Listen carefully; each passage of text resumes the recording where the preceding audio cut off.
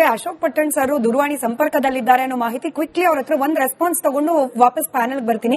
Sir ನಮಸ್ಕಾರ, ನನ್ನ ಧ್ವನಿ ತಲುಪ್ತಾ ಇದೆ ಅಂತ ಭಾವಿಸ್ತೀನಿ. ಸರ್, ಅಡ್ಡ ಮತದಾನ ಆಗ್ಲೇಬೇಕು, ಐನೋ ಪ್ರಾಶಸ್ತ್ಯದ ಮತಗಳ ಆಧಾರದ ಮೇಲೂ ಕೂಡ ಗೆಲ್ಲುವ ಸಾಧ್ಯತೆಗಳಿರುತ್ತೆ ಅಂತ ಹೇಳಿ, ಬಟ್ ಈ ಅಡ್ಡ ಮತದಾನವನ್ನ ತಪ್ಪಿಸೋದು ಎಷ್ಟು ದೊಡ್ಡ ತಲೆಬಿಸಿ ಇದೆ ಅಂತ ಹೇಳಿ. ನಮ್ಗೇನು ತಲೆ ಬಿಸಿ ಇಲ್ಲಮ್ಮ, ನಾವೆಲ್ಲ 100% ಎಲ್ಲ ಒಗ್ಗಟ್ಟಾಗಿದ್ದೀವಿ. ಕಾಂಗ್ರೆಸ್ಗೆ 100% 5ನೇ ಕ್ಯಾಂಡಿಡೇಟ್ ಕೂಡ ಗೆಲ್ತೀವಿ ಅಂತ ಮತ್ತೇನೋ ರೆಸಾರ್ಟ್ ಬುಕಿಂಗ್ ಆಗ್ತಿದ್ಯಂತಲ್ಲ ಸರ್? ಆಲ್ರೆಡಿ ಬುಕಿಂಗ್ ಇಲ್ಲ, ಏನು ಅವೆಲ್ಲ ಸುಳ್ಳು, ಎಲ್ಲ ಪ್ರಚಾರ ಅಷ್ಟೇನೆ. ನಾವು ರೆಸಾರ್ಟ್ ಬುಕ್ ಮಾಡಲ್ಲ, ಏನು ಮಾಡಲ್ಲ, ನಾವೆಲ್ಲ 100% ಓಟ್ ಹಾಕಿ 5ನೇ ಕ್ಯಾಂಡಿಡೇಟ್ ಕೂಡ ಗೆಲ್ಲಿಸ್ತೀವಿ.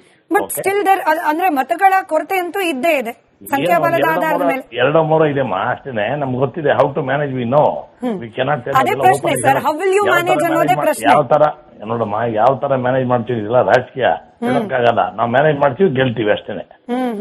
ಡಿ ಕೆ ಶಿವಕುಮಾರ್ ಅವರು ನೇರವಾಗಿ ಜೆಡಿಎಸ್ ನ ಶಾಸಕರನ್ನ ಸಂಪರ್ಕ ಮಾಡ್ತಿದ್ದಾರೆ, ಅವ್ರ ಜೊತೆಯಲ್ಲಿ ಟಚ್ ಅಲ್ಲಿ ಇದ್ದಾರೆ ಅನ್ನೋ ವರ್ತಮಾನಗಳು ಸರ್.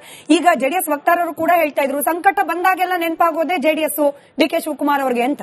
ಬರೀ ಜೆಡಿಎಸ್ ಅಲ್ಲ, ಜೆಡಿಎಸ್ ಬಿಜೆಪಿ ಎಲ್ಲರೂ ಬರ್ಬೋದು ನಮ್ಮ ಪಾರ್ಟಿಗೆ ಅಂತ ಆಹ್ವಾನ ಕೊಟ್ಟಿದ್ದಾರೆ ಡಿ ಕೆ ಶಿವಕುಮಾರ್. ಬರೀ ಜೆಡಿಎಸ್ ಗೆ ಕೊಟ್ಟಿಲ್ಲ, ಯಾರೆಲ್ಲ ಅಸಮಾಧಾನ ಆಗಿದ್ದಾರೆ, ಯಾರ್ಯಾರಿಗೆ ಅವರು ಪ್ರಾತಿನಿಧ್ಯ ಕೊಡ್ತಾರೆ ದೇವೇಗೌಡರ ಫ್ಯಾಮಿಲಿ, ನೀವು ಬನ್ನಿ, ನಿಮ್ಗೆ ನಾವು ಪ್ರಾತಿನಿಧ್ಯ ಕೊಡ್ತೀವಿ ಅಂತ ಡಿ ಕೆ ಶಿವಕುಮಾರ್ ಹೇಳಿದ್ದಾರೆ. ಅಂದ್ರೆ ಬನ್ನಿ ಅಂದಿದ್ದು ಕೇವಲ ಪರಿಷತ್ ಚುನಾವಣೆಗೆ ವೋಟ್ ಮಾಡಿ ಅಂತ? ಪರಿಷತ್ ಚುನಾವಣೆ ಇಲ್ಲ, ಪರಿಷತ್ ಚುನಾವಣೆ ಬನ್ನಿ, ಪಾರ್ಟಿ ಇನ್ನೊಂದು ಸ್ವಲ್ಪ ಸ್ಟ್ರಾಂಗ್ ಆಗುತ್ತೆ, ನಿಮ್ ಪಾರ್ಟಿ ಮುಂದೆ ಭವಿಷ್ಯ ಇರೋ ರೀತಿಯಿಂದ ಹೇಳಿದ್ದಾರೆ. ಓಕೆ, ಸೊ ಇವಾಗ ಗೆಲ್ಲುವ ವಿಶ್ವಾಸ ಇದೆ ಹಾಗಾದ್ರೆ? 5ನೇ ಕ್ಯಾಂಡಿಡೇಟ್ ಕೂಡ ಗೆಲ್ತೀವಮ್ಮ, ಬರ್ದಿಟ್ಕೊಡ್ರಿ.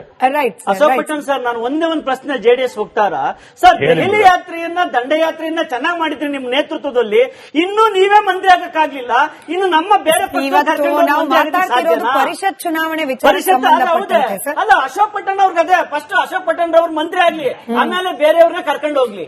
ಆಯ್ತು, ನಿಮ್ಮ ವೆಲ್ ವಿಶಸ್ ಅಂತ ಹೇಳಿ ನಾನು ಅದನ್ನ ಬಹುಶಃ Ashok Pattan sir. Right sir, thank you Republic ಜೊತೆಯಲ್ಲಿ ಮಾತನಾಡಿದ್ದಕ್ಕೆ.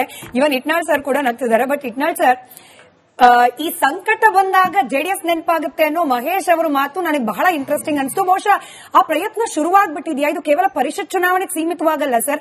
ಹೌದು, ಹೋಗ್ತಾರೆ, ಜೆಡಿಎಸ್ ನವರಿಗೆ ಮುಕ್ತವಾಗಿ ಆಹ್ವಾನ ನೀಡ್ತಾರೆ, ನಮ್ ಡೋರ್ಸ್ ಓಪನ್ ಇದೆ, ಯು ಶುಡ್ ಕಾಂಟ್ಯಾಕ್ಟ್ ಮೀ, ನನ್ನ ಜೊತೆಯಲ್ಲಿ ಸಂಪರ್ಕದಲ್ಲಿ ಇರಬೇಕು ಅಂತ ಹೇಳಿ ಡಿ ಕೆ ಶಿವಕುಮಾರ್ ಅವರು ಹೇಳ್ತಿದ್ದಾರೆ. ಅಂದ್ರೆ ಏನಾದ್ರೂ ಲಾರ್ಜರ್ ಪಿಕ್ಚರ್ ನ ತಲೆಯಲ್ಲಿಟ್ಕೊಂಡು ಡಿ ಕೆ ಶಿವಕುಮಾರ್ ಅವರು ಈ ಆಪರೇಷನ್ ಜೆಡಿಎಸ್ ಪ್ರಾರಂಭ ಮಾಡಿಬಿಟ್ಟಿದ್ದಾರೆ? ಪರಿಷತ್ ಚುನಾವಣೆ ಸಂದರ್ಭದಲ್ಲೂ ಕೂಡ ಅದ್ರ ಒಂದು ಭಾಗ ನಾವು ಕಾಣ್ಲಿಕ್ಕೆ ಸಿಗಬಹುದಾ ಅಂತ? ಲಾರ್ಜರ್ ಪಿಕ್ಚರ್ ಅಂದ್ರಲ್ಲ ಸ್ಮಿತಾ, ಲಾರ್ಜರ್ ಪಿಕ್ಚರ್ ಅನ್ನು ನಾವು ಎಕ್ಸಾಮಿನ್ ಮಾಡಿದಾಗ ಏನಂದ್ರೆ, ಜೆಡಿಎಸ್ ಅನ್ನೋ ಒಂದು ಪಕ್ಷ ಅದೊಂದು ಪ್ರಾದೇಶಿಕ ಪಕ್ಷವಾಗಿಯೂ ಕೂಡ ಇಲ್ಲದೇನೆ ಕೇವಲ ಒಂದು ಸಬ್ ರೀಜನಲ್ ಪಾರ್ಟಿ, ಹಳೆ ಮೈಸೂರು ಭಾಗದ ಪಾರ್ಟಿಯಾಗಿ ಎಕ್ಸಿಸ್ಟೆನ್ಸ್ ಇರೋ ಮುಖ್ಯ ಕಾರಣನೇ ಕಾಂಗ್ರೆಸ್ಗೆ ಅಥವಾ ಬಿಜೆಪಿಗೆ ಕಷ್ಟ ಬಂದಾಗ ನಾವು ಮುಖ್ಯಮಂತ್ರಿ ಆಗಬೇಕು ಅನ್ನೋ ಒಂದೇ ತಂತ್ರಗಾರಿಕೆ ಅಲ್ಲಿತ್ತು. ಹೀಗಾಗಿ ಕಾಂಗ್ರೆಸ್ಗೆ ಮಾತ್ರ ಸಂಕಟ ಬಂದಾಗ ಜೆಡಿಎಸ್ ನೆನಪಾಗೋದಿಲ್ಲ, ಬಿಜೆಪಿಗೆ ಸಂಕಟ ಬಂದಾಗ ನೆನಪಾಗೋದು ಜೆಡಿಎಸ್ನೇ. ಯಾಕೆ ಇಬ್ಬರ ಜೊತೆಗೆ ಅವರು ಸ್ನೇಹ ಮಾಡಿದ್ದಾರೆ, ಸರ್ಕಾರ ಮಾಡಿದ್ದಾರೆ, ಈಗಂತೂ ಎನ್ಡಿಎ ಜೊತೆ ಇದ್ದಾರೆ. ಆದ್ರೆ ಈಗ ಏನಾಗಿದೆ, ನಿನ್ನೆ ಮೊನ್ನೆ ಡೆವಲಪ್ಮೆಂಟ್ ನೋಡಿದ್ರೆ ದೇವೇಗೌಡರಿಗೆ ರಾಜ್ಯಸಭೆ ಟಿಕೆಟ್ ಅನ್ನ ಕೊಟ್ಟಿಲ್ಲ ಎನ್ಡಿಎನಲ್ಲಿ, ಈಗ ನಮ್ಮ ಪ್ರೊಫೆಸರ್ ನಾಗರಾಜ್ ಅವರು ಕೊಟ್ಟಿದ್ದಾರೆ. ಹೀಗಾಗಿ ಅಲ್ಲಿ ಒಂದು ಮಟ್ಟದ ಅಸಮಾಧಾನ ಇರ್ತದೆ. ಇನ್ನೊಂದು, ಯಾವ ಜೆಡಿಎಸ್ ಪಕ್ಷದ ನಿಷ್ಠಾವಂತ ಮತದಾರರಿದ್ರೋ ಆ ನಿಷ್ಠಾವಂತ ಮತಗಳನ್ನ ಸೆಳೆದೆ ಡಿ ಕೆ ಶಿವಕುಮಾರ್ ಇವತ್ತು ಮುಖ್ಯಮಂತ್ರಿ ಆಗಿರೋದು. ಅದ್ರ ಜೊತೆಗೇನೆ ಈಗ ಮುಖ್ಯಮಂತ್ರಿ ಅಂದ ಮೇಲೆ ಅವರು ಜೆಡಿಎಸ್ ಕಾರ್ಯಕರ್ತರಿಗೂ ಮುಖ್ಯಮಂತ್ರಿನೇ, ಬಿಜೆಪಿ ಕಾರ್ಯಕರ್ತರಿಗೂ ಮುಖ್ಯಮಂತ್ರಿನೇ, ಪ್ರತಿಯೊಬ್ಬ ರಾಜ್ಯದ ಪ್ರಜೆಗೂ ಮುಖ್ಯಮಂತ್ರಿನೇ. ಅಂತ ಸಂದರ್ಭದಲ್ಲಿ ಕೇವಲ ಜೆಡಿಎಸ್ ಕಾರ್ಯಕರ್ತರನ್ನ ಕುರಿತು ಡಿ ಕೆ ಶಿವಕುಮಾರ್ ಈ ಮಾತನ್ನ ಹೇಳ್ತಾರೆ.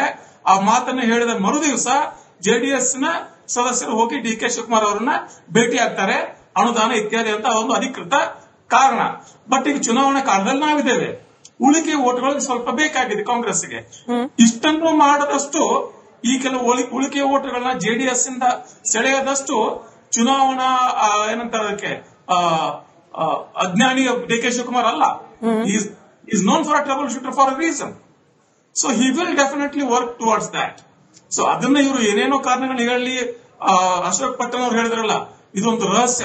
ಇದ್ರಲ್ಲಿ ರಹಸ್ಯ ಏನೂ ಇಲ್ಲ, ಸಂಖ್ಯೆಗಳು ಇಲ್ಲ, ಸಂಖ್ಯೆಗಳ ಕೊರತೆ ಉಂಟಾಗುತ್ತೆ.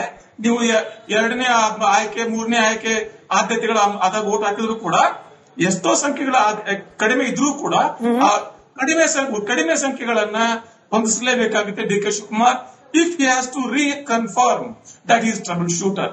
ಇದು ನೀವು ಹೇಳಿದಂಗೆ ಡಿ ಕೆ ಶಿವಕುಮಾರ್ ಅವರಿಗೆ ಮೊದಲನೇ ಪರೀಕ್ಷೆ. So let's see what happens. ನಿಜವೇ